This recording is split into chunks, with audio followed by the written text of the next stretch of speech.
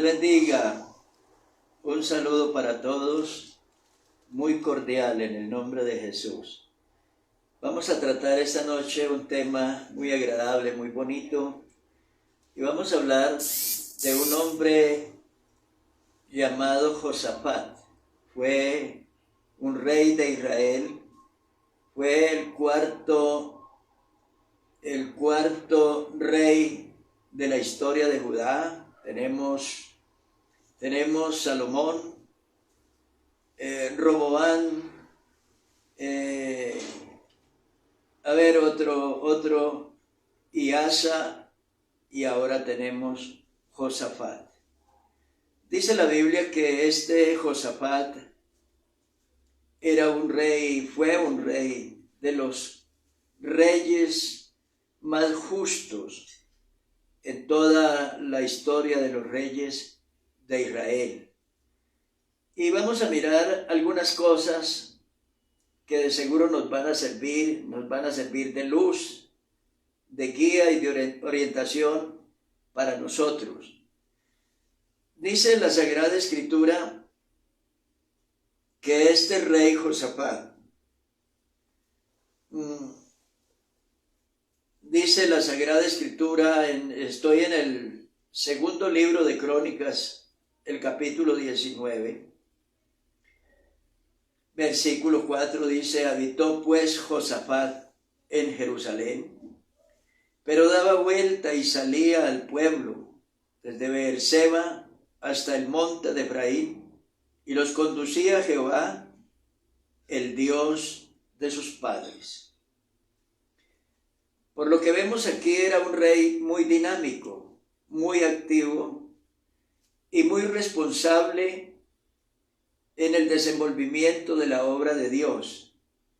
Dice que él salía y daba vuelta, era su costumbre. Su reinado fue unos 25 años. Él empezó su reinado a los 35 y fue un periodo de unos 25 años. Fueron muy prósperos para la vida de la nación, pero nos damos cuenta que habían unos secretos. Dice que él daba vueltas, salía y daba vuelta, seguro recorría el país, recorría las ciudades, se reunía con los líderes regionales, locales, para mirar la actividad, cómo se llevaba la administración, y a la vez para impartirles enseñanza, dirección y guía sobre la forma como debían comportarse y administrar. Luego dice que había un fin. Todo lo que él hacía, sus ejecutorias, iban encaminadas hacia un objetivo, hacia un propósito: conducir el pueblo, conducirlos a Dios. Me parece que esta es una tarea de un buen administrador. El buen administrador debe conocer el estado de su pueblo, de aquel pueblo a quienes administra, a quienes representa, y debe haber una finalidad: llevarlos a Dios. Ese debe ser el trabajo de cualquier líder, pastor o diácono: hacer un trabajo de tal manera que pueda sembrar en la gente aquella ansiedad, aquella necesidad de acudir a Dios y de depender de Dios. Acudir a Dios en los momentos críticos de la vida, en los momentos azarosos, en los momentos de incertidumbre, y confiar en Dios. Dice la Sagrada Escritura, los conducía a Jehová, el Dios de sus padres, porque podía haberlos llevado a otro lado. Habían otros dioses, religiones, creencias. Había podido conducirlos a otro tipo de religiones o de creencias equivocadas. Pero aquí hay una singularidad, dice, y los conducía a Dios. Ese es el trabajo de un buen líder, administrar bien para llevar a esas personas a Dios y para inculcar en esas personas el temor de Dios, el amor a Dios y la sana obediencia a la palabra del Señor. Pero a veces los justos se sorprenden porque nosotros llegamos a pensar que una vida de piedad, una vida piadosa, pues nos pondría en un lugar fuera de problemas, de dificultades, fuera de peligros, y vemos que no es así. A veces una vida piadosa se ve envuelta en una cantidad de momentos difíciles, de situaciones complicadas, de cosas que llegáramos a decir, bueno, si yo he sido fiel, he procurado obedecer la palabra de Dios, ¿y por qué me abruman tantos problemas y tantas dificultades?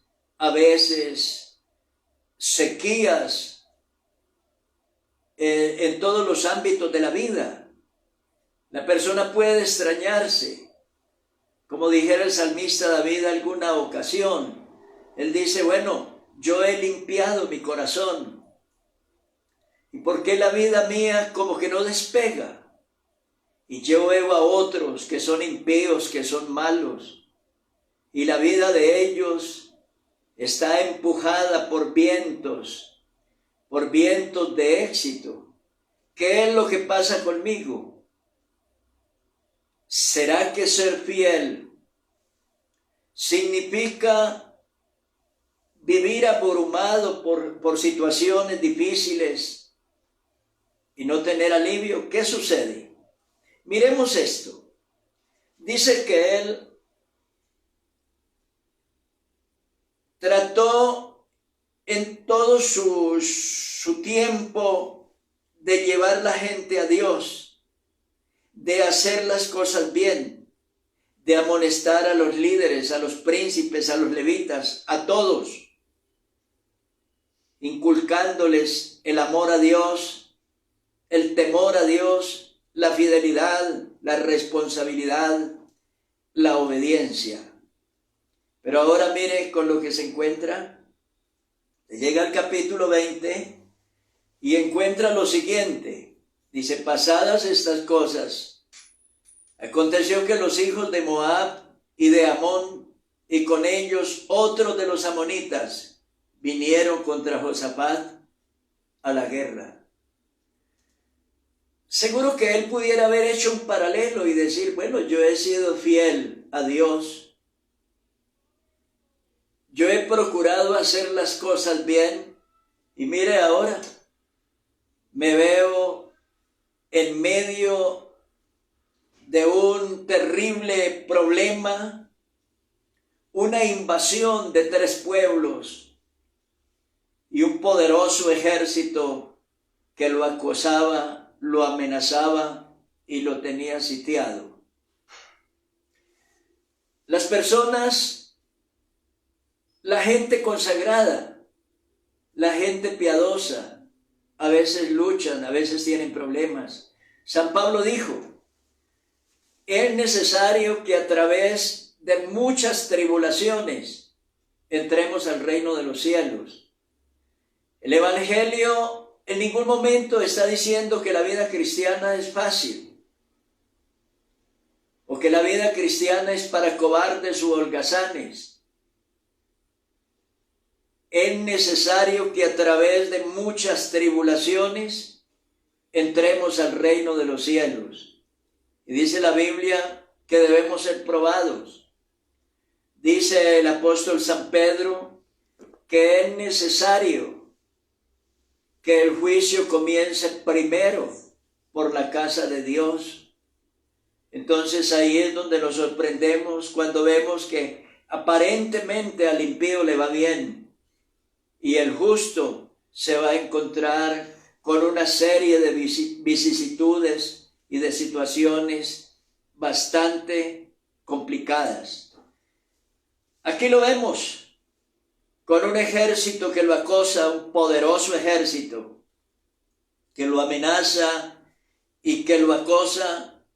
Y no solamente amenaza con quitarles la libertad, la tranquilidad que ostentaban, sino iban por sus riquezas, pero también iban por sus vidas, iban para matarlos, para generar masacre, para crear muerte y ríos de sangre. ¿Qué hizo Josafat ante este momento tan angustioso? Dice la Biblia que acudió a buscar a Dios. Le dice: Jehová Dios de nuestros padres, Dios de nuestros padres. Es importante saber que nosotros hemos tenido, que antes de nosotros hubo personas, nuestros padres o abuelos, que fueron piadosos y que pelearon la buena batalla y que lograron culminar la carrera con éxito. Es un apoyo saber que atrás de nosotros nuestros ancestros lucharon y fueron guerreros de la fe y luchadores en defensa de valores de la vida cristiana, de los valores más elevados, de la vida, de la moral, de la honestidad, en fin, del evangelio.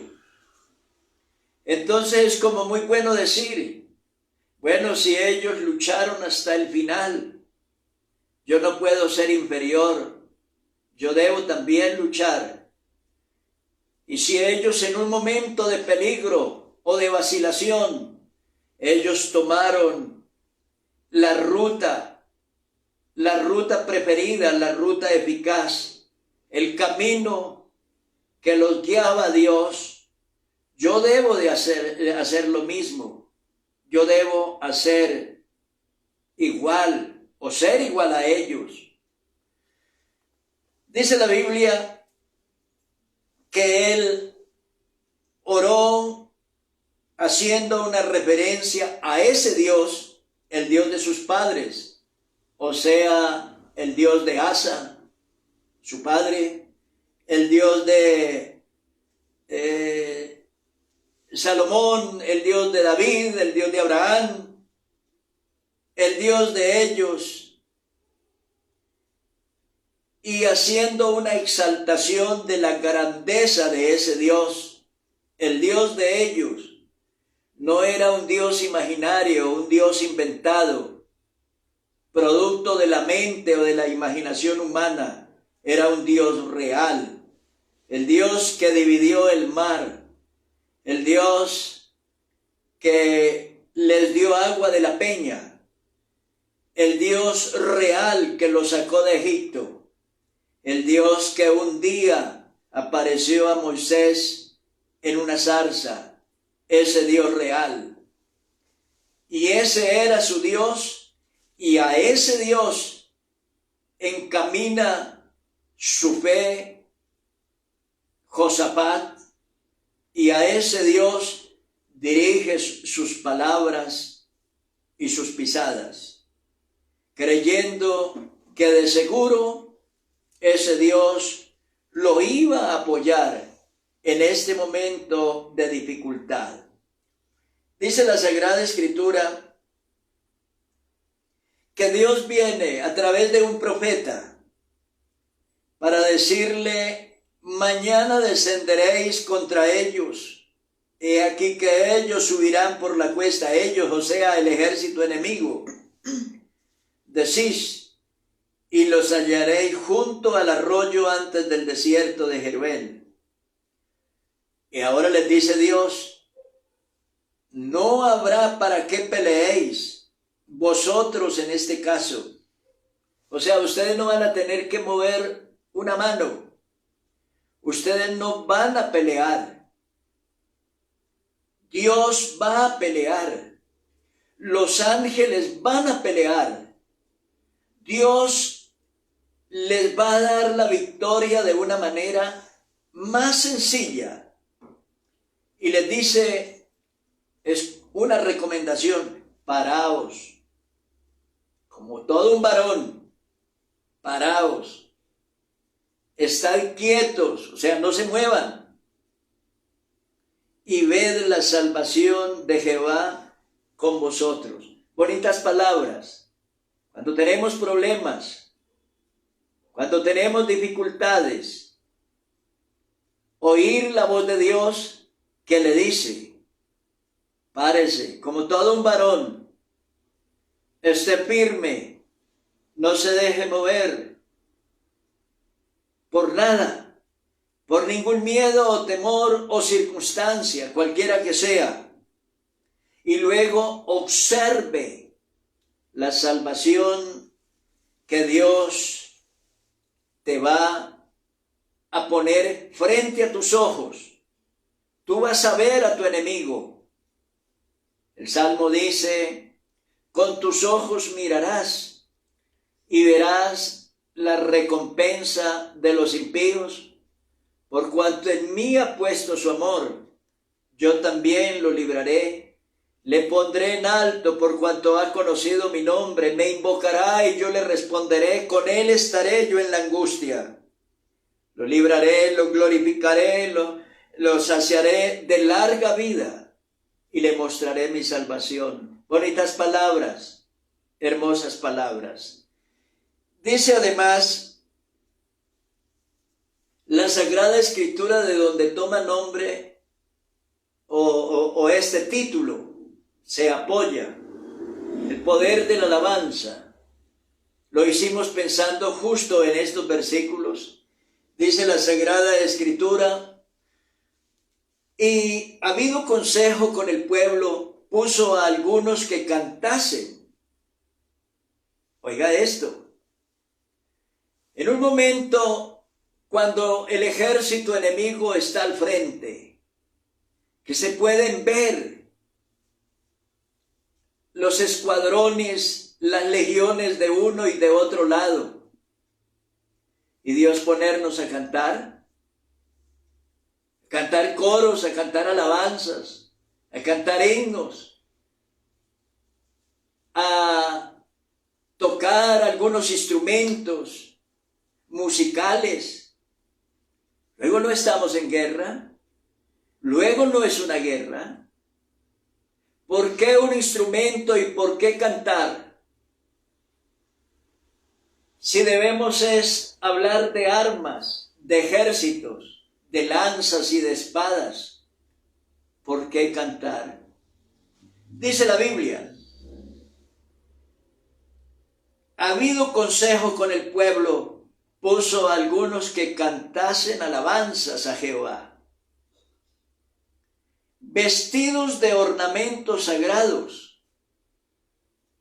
El vestido de ellos, los sacerdotes, las personas que cantaban, llevaban sobre sí, sobre su cuerpo, ornamentos sagrados, vestidos que los identificaban como el grupo de alabanza, como el grupo de adoración, como aquellas personas que están al frente con sus cantos y con sus alabanzas para animar a otros al regocijo, al cántico, a la alegría, a la devoción, a la adoración.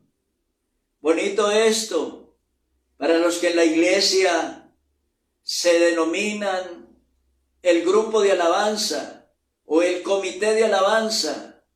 El propósito es estar al frente del pueblo con ornamentos sagrados, o sea, deben ser santos. Ese grupo de alabanza debe ser un grupo santo, de personas consagradas, de personas fieles a Dios, de personas ungidas con el Espíritu Santo, que no hacen las cosas allí al frente del pueblo para mostrar sus habilidades, sino que lo hacen para gloria de Dios y para llevar al pueblo a la adoración y a la obediencia y a la fe y al amor y a la alegría, acercando al pueblo a Dios. Dice la Biblia, vestidos de ornamentos sagrados, mientras salía la gente armada, y que dijesen, glorificada Jehová, porque su misericordia es grande. Esa alabanza animó al ejército, a los guerreros, los animó a marchar, les dio fuerza, les dio coraje, de valientes, de valerosos guerreros. Les dio la capacidad de ir al ataque, de enfrentar al enemigo. Y como dijera alguien, un general israelita, esfuércense y esforcémonos por nuestro pueblo y por las ciudades de nuestro Dios, y haga Jehová lo que bien le pareciere. Y mire lo que dice la Escritura. Y cuando comenzaron a entonar cantos de alabanza, Jehová puso contra los hijos de Amón, de Moab y del monte de Seir las emboscadas de ellos mismos que venían contra Judá, y se mataron los unos a los otros. Mire lo que puede hacer la alabanza, una alabanza en el Espíritu. Mire lo que se puede hacer desde el comité de alabanza, aquellos que cantan himnos, coros, aquellos que sirven en el altar. Mire lo que se puede hacer. Este milagro, mientras ellos cantaban, inmediatamente el ejército enemigo que venía contra Israel, entre ellos se tarabaron en una lucha entre ellos mismos, y dice que se mataron entre ellos mismos, sin que quedara de ellos alguno. ¿Qué fue lo que pasó? ¿Qué hizo que sucediera aquel acto o hecho tan extraordinario? Bueno, muchas cosas sucedieron. Una y otra y otra. Pero aquí está la alabanza como una parte final muy importante en este desafío que tenían al frente. Dice la Biblia que fueron turbados. Es como si una confusión se hubiera apoderado de ellos. Es como si una cuestión psicológica, y hubieran perdido la razón, y como locos comenzaron a matarse entre ellos mismos, a darse en espada y lanzas y puñales, y entre ellos mismos se mataron, se destruyeron sin que quedara alguno de ellos. Así los salvó Dios. Entonces, cuando nosotros decíamos al principio que el justo sufre, y a veces puede llegar a sentir frustración de decir, yo he sido fiel, y mire tantas luchas que tengo sequías, tengo problemas económicos, problemas de salud, asedios de enemigos, dificultades, muchas. Y puedes llegar a decir ser fiel a Dios como que no es buena garantía. Pero ahora, cuando vemos esta extraordinaria victoria, es como si hubiera pasado un volcán que parecía tragárselos a todos. Una avalancha maligna que parecía destruirlo todo. Y pasó la avalancha y llegó la calma, la bonanza, la paz, la alegría, la gratitud y el amor a un Dios tan inefable y tan bueno. Y llegar a una conclusión: ser fiel a Dios vale la pena. Ser fiel a Dios es importante. Ser fiel a Dios trae enormes dividendos, grandes resultados.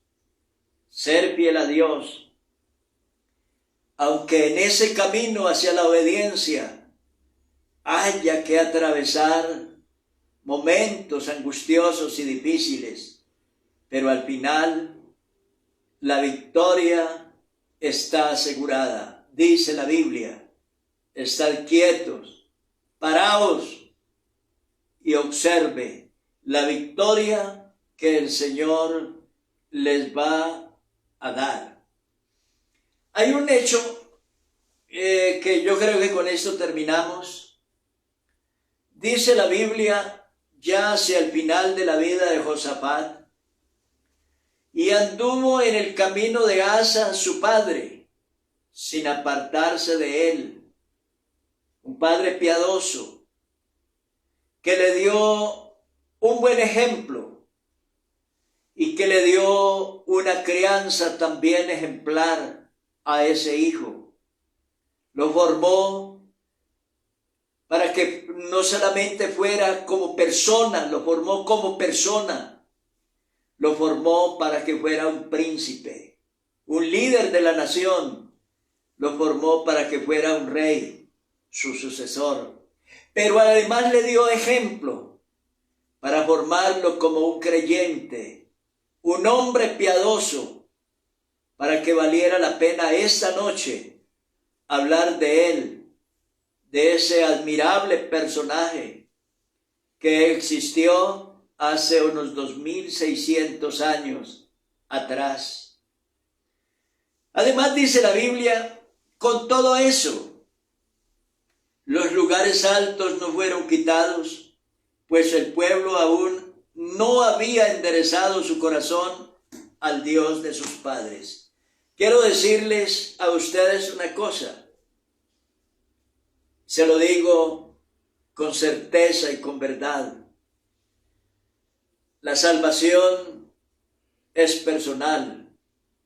La vida cristiana es personal. La piedad de los hijos o de los padres no es un elemento que los hijos puedan decir, como mi padre es piadoso, yo me le cuelgo por ahí y ya, él que sea santo, él que ore, él que sea juicioso en la iglesia, y yo puedo vivir una vida relajada, que la piedad de él me salva a mí. Así no es. Esto de la redención es personal. Dice la Biblia que este hombre Josafat, este rey, era un rey piadoso, y él terminó su carrera como un rey piadoso. Pero hubo cosas, no por apatía de él, por indiferencia, porque no hizo el trabajo. Él hizo el trabajo, él le daba la vuelta al pueblo, no sabemos con qué tanta periodicidad, le daba la vuelta a la nación permanentemente, instruyéndolos, visitándolos, animándolos a buscar a Dios y a ser fiel a Dios. Sin embargo, hubo gente que se resistió y seguían no adorando en el templo de Dios, como era la orden expresa de Dios, sino que se habían construido lugares altos. O sea, adoraban por allá en un monte, bajo la sombra de un árbol, en una cueva, adoraban a otros dioses, a otras divinidades. Entonces, ¿qué quiere decir con esto? Que la redención y la salvación es personal. Si su padre es un cristiano ejemplar, usted dijo, debe imitar a su padre, siendo también un cristiano ejemplar, arrepintiéndose de sus pecados, consagrándose a Dios para que pueda decir, yo también adoro y sirvo al Dios de mis padres. Y el Dios de mis padres, que los ayudó a ellos en tantos momentos de angustia y de necesidad, y no los abandonó, seguramente me ayudará también a mí, y me guardará de todo mal, como dice el apóstol, cuando dice, y el Dios de paz, que sobrepasa todo entendimiento, guardará vuestros corazones y vuestro entendimiento en Cristo Jesús. Y otro texto dice, y aquel que es poderoso para guardaros sin caída y presentaros sin mancha delante de su gloria con gran alegría. Dios te bendiga.